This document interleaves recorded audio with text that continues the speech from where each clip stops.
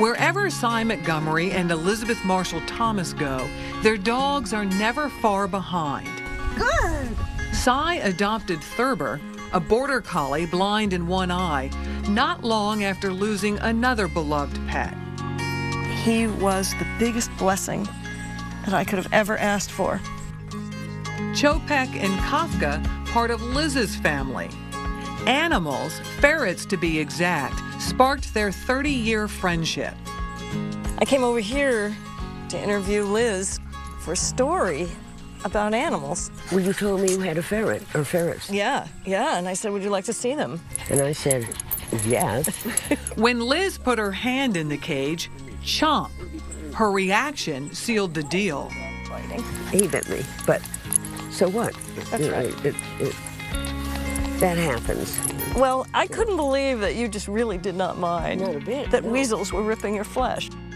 Between the two, they've written more than 30 books, always about animals. A few grace the New York Times bestseller list. Liz's The Hidden Life of Dogs, and Cy's The Soul of an Octopus.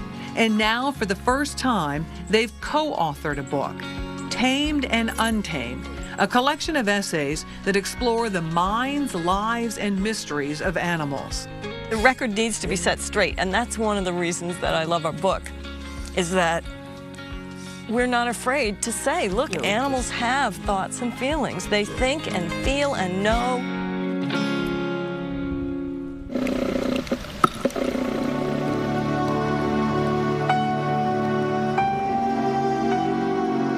Cy swam with an octopus and devotes 2 essays to the mollusks.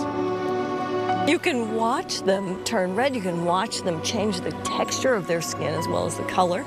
They're just, gosh, you can't imagine anyone more alive than an octopus. And they are alive in a way that we aren't. She marvels over their beauty and brains, which she witnessed during a stint with the New England Aquarium in Boston. It was very clear that the octopuses that we had knew us. They would come right over. Their arms would come boiling up out of the water and greet us. And we know that this is different from when they would see a stranger, because we would bring friends over that the octopuses hadn't met. Because of an octopus's size and strength, the animals are often portrayed as sea monsters. A single sucker on a large male can lift 30 pounds, and they have up to 2,000 suckers. But Cy says there's nothing to fear. They don't come out of nowhere and attack you.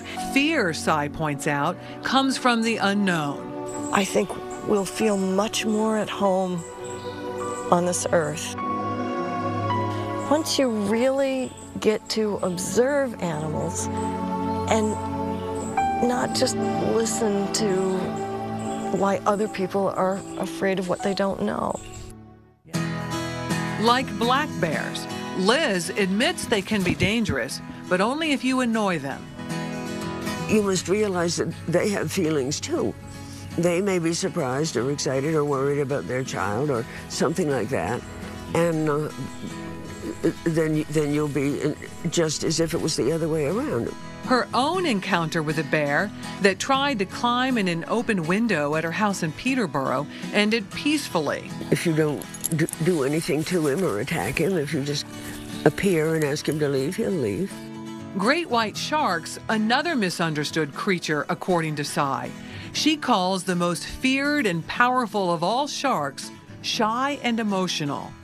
When I got to dive in a cage with great white sharks and I could see them feet away from me, I could see the shark would give you a glance, and there was no malice in its glance.